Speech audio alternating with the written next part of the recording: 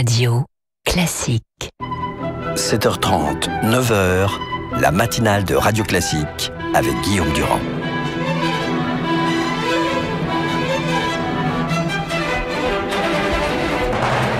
L'invité politique sur Radio Classique. Eh bien, l'invité politique, ce sera tout à l'heure. C'est Guillaume Tabar, qui va nous donner les coulisses du pouvoir.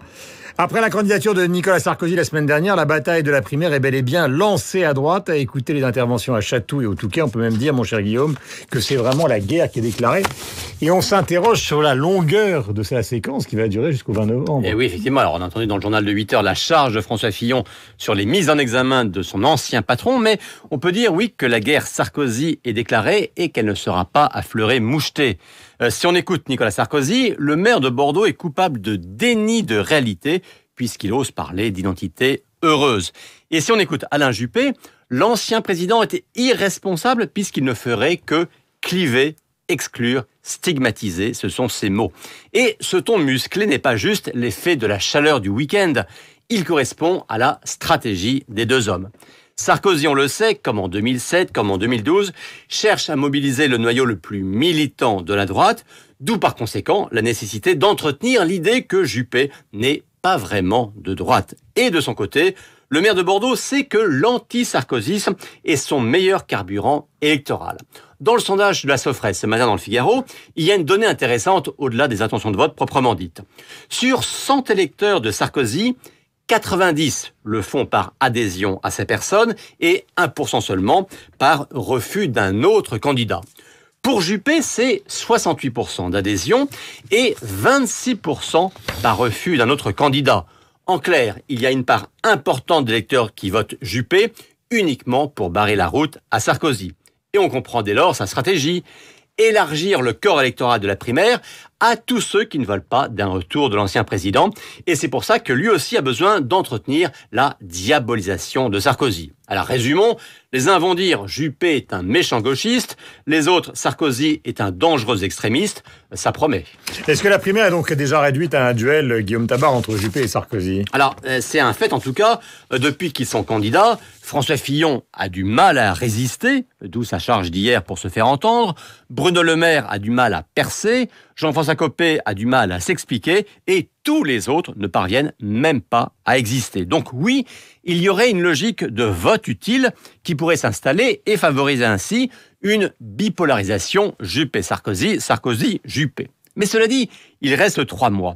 Et si le ton entre les deux hommes, entre les deux camps, reste ce qu'il est, voire s'envenime, il n'est pas impossible que plutôt qu'à une bipolarisation, on assiste à une exaspération des électeurs de droite. Car le cauchemar d'une nouvelle guerre fratricide à droite pourrait faire émerger un troisième homme, et ça, c'est le rêve de François Fillon et de Bruno Le Maire. Alors bien sûr, ça n'est pas le scénario aujourd'hui le plus probable, mais il ne faut pas l'exclure. Merci Guillaume, on se retrouve demain. Tout à l'heure, Michel Grossier pour la revue de presse, et puis Luc Ferry. Après le rappel des titres à 8h30, nous avons rendez-vous dans un instant avec Florian Philippot pour la rentrée du Front National. L'invité politique de Guillaume Durand sur Radio Classique. Bonjour, bienvenue. Question simple pour démarrer. Oui, rebonjour, mais nous sommes bien élevés ici, c'est comme ça. Est-ce que vous avez le sentiment justement que la multiplicité de ces déclarations et les primaires sont en train de tuer la Ve République ? Oh, non, je pense que bien d'autres choses sont en train ont déjà commencé de tuer la Ve République.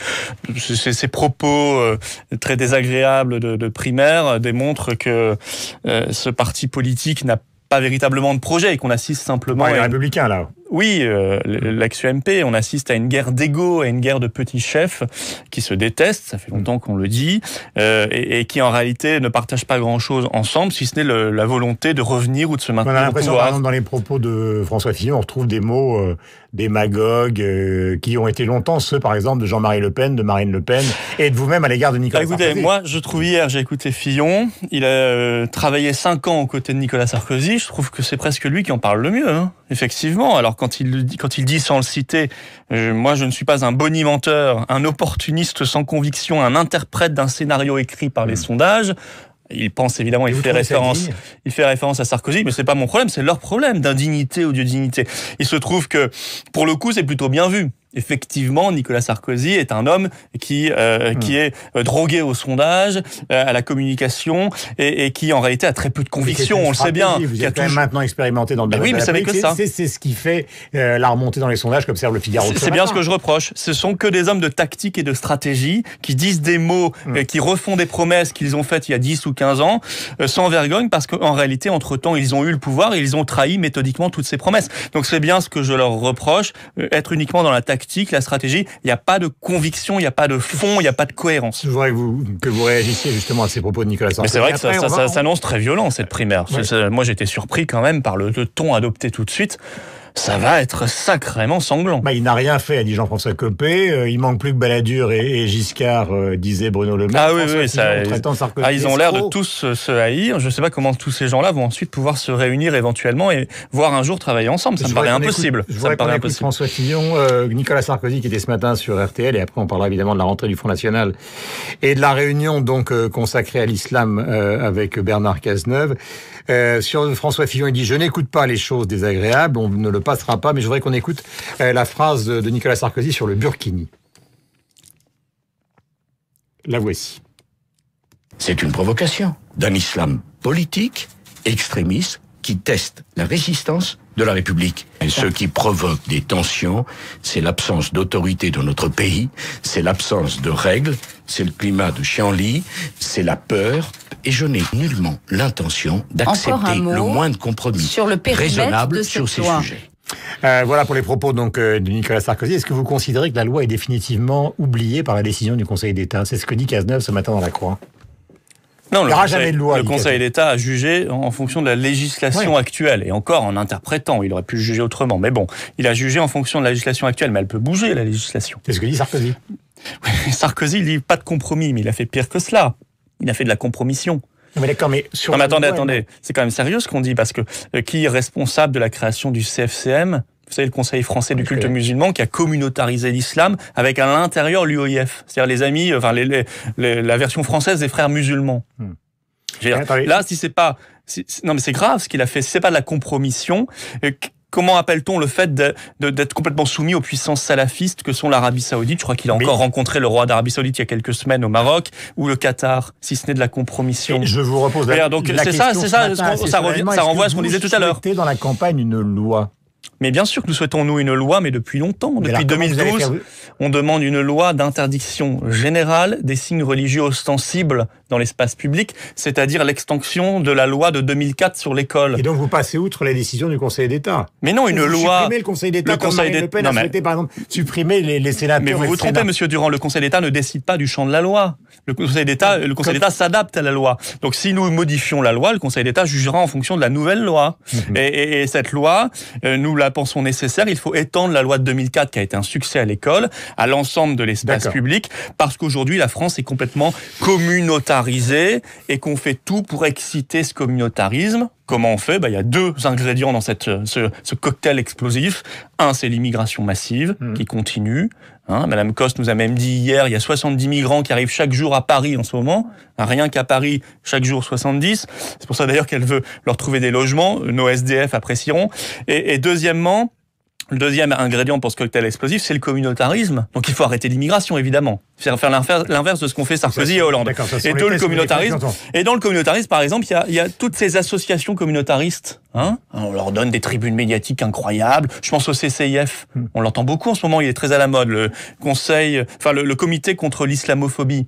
En France. Il porte plainte d'ailleurs dans l'affaire du restaurateur.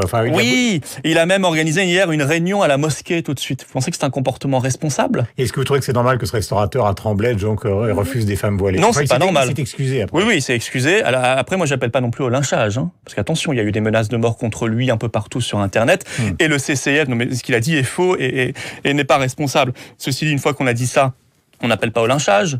Et je dis pas que le CCIF l'a fait, mais le CCIF, lui, a mis de l'huile sur le feu en faisant cette réunion politique dans une mosquée dès le soir. Au mépris d'ailleurs de l'article 26 de la loi de 1905, qui dit il est interdit de tenir des réunions politiques dans les lieux de culte. Il est interdit de réunir. Alors qu'est-ce qu'on fait ? On applique la loi ou on n'applique pas la loi ?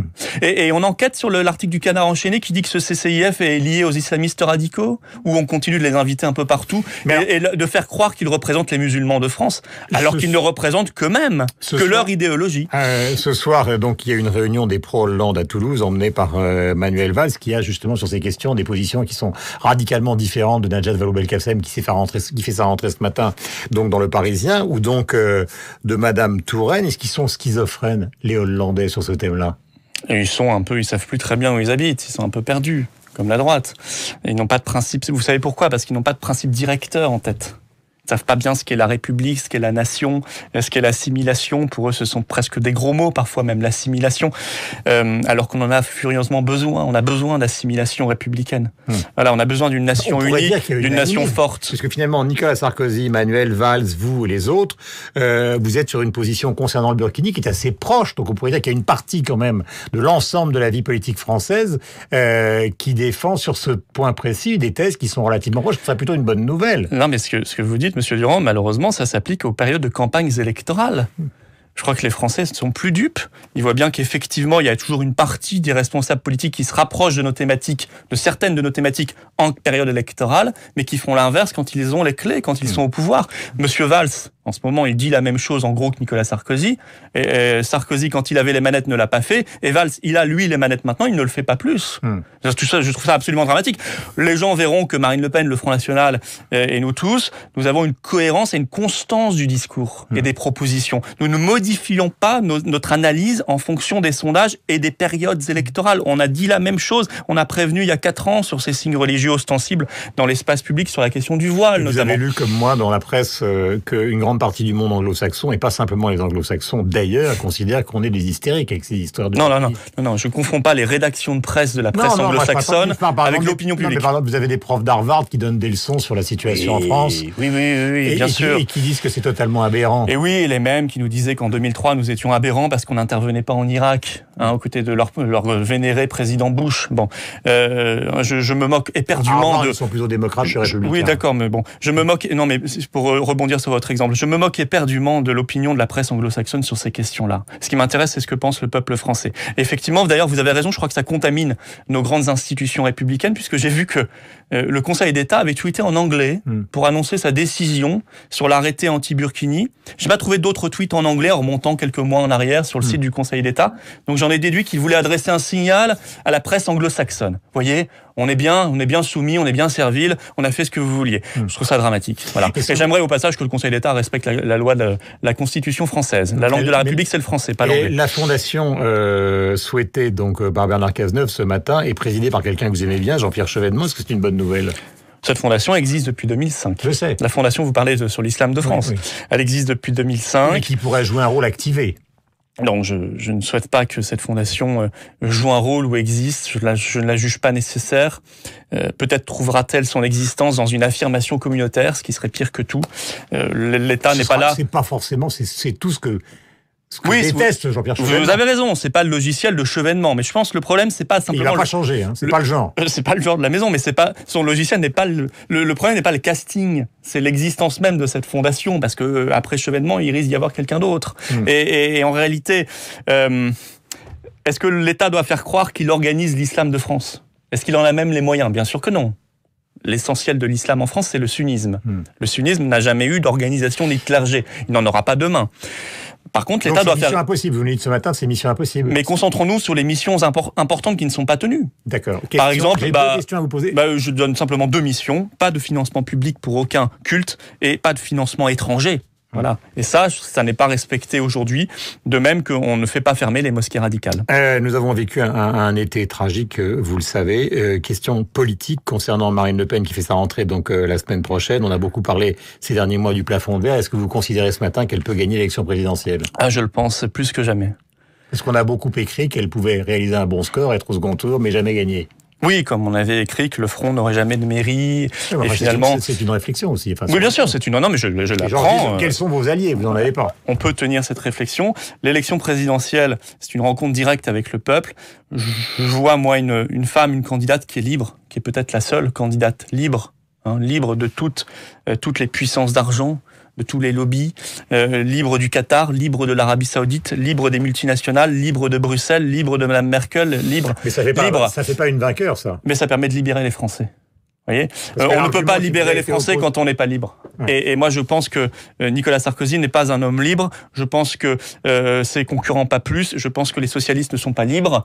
Et ce sont en réalité des gens qui sont imbriqués dans des influences. Alors, ça peut être telle allégeance vis-à-vis de telle puissance d'argent, vis-à-vis de telle puissance salafiste, vis-à-vis de telle puissance anglo-saxonne. Ça n'est pas notre cas. Et nous avons ce qu'ils n'ont probablement pas dans le cœur, c'est-à-dire ce patriotisme, cet amour de la France qui nous amène à cette réflexion que notre pays doit retrouver son indépendance nationale et son identité nationale. Un dernier point, il faut répondre très brièvement. Vous avez fait aussi HEC, vous connaissez les problèmes économiques. Est-ce que Fillon n'a pas raison quand il dit qu'on est en train d'hystériser, d'ailleurs c'est un reproche qui vous est fait indirectement, toute la campagne présidentielle autour justement de la question de l'islam, sans en oubliant l'économie, qui est quand même le fondement et le moteur du monde aujourd'hui? Mais je pense que toutes les questions viendront à l'élection présidentielle. Bien sûr que la question... Parce que c'est là-dessus que vous n'êtes pas crédible. Bien sûr que ceux qui disent cela, ce sont ceux qui ne sont pas d'accord avec nous. Qui veulent qu'on continue forcément avec l'euro, l'Union européenne, parce qu'ils trouvent que c'est extraordinaire, sauf que rien dans les faits ne démontre ce qu'ils disent. C'est un échec total, et eux continuent par croyance religieuse à défendre ces totems. Nous considérons que la question de l'islamisme est très importante. C'est pas moi qui ai inventé les 235 morts en France en 18 mois. Donc évidemment, c'est très important, plus ces tensions communautaires, fruits de l'immigration massive. Mais il n'y aura pas de changement du programme économique du Front National. Mais non, sur les grandes lignes, bien sûr que non. Mais il y a 6 millions de chômeurs et 10 millions de pauvres. Alors, est-ce qu'on fait le programme de mort aux pauvres, véritable programme de mort aux pauvres qu'on entend par exemple à droite, un programme très violent, une super loi El Khomri. On ne va pas redétailler tout. Non, mais je veux dire, c'est un programme, c'est celui pour le coup que veut l'Union européenne. C'est-à-dire un programme de dérégulation totale et d'austérité pour les retraités et pour les travailleurs et les chômeurs. Ou est-ce qu'on réfléchit à créer de la richesse, de l'investissement, de l'innovation et donc de l'emploi en France par une vraie politique de patriotisme économique, ce qui pose la question de l'Union européenne, de notre indépendance nationale. Merci. Ça, ce sera au cœur aussi de la campagne. Merci Florian Philippot. Nous parcourrons évidemment l'ensemble de cette matinée politique avec Luc Ferry. Tout à l'heure, juste après la revue de presse de Michel Grossier. Donc bonne journée à vous, il est 8h30, vous êtes sur Radio Classique.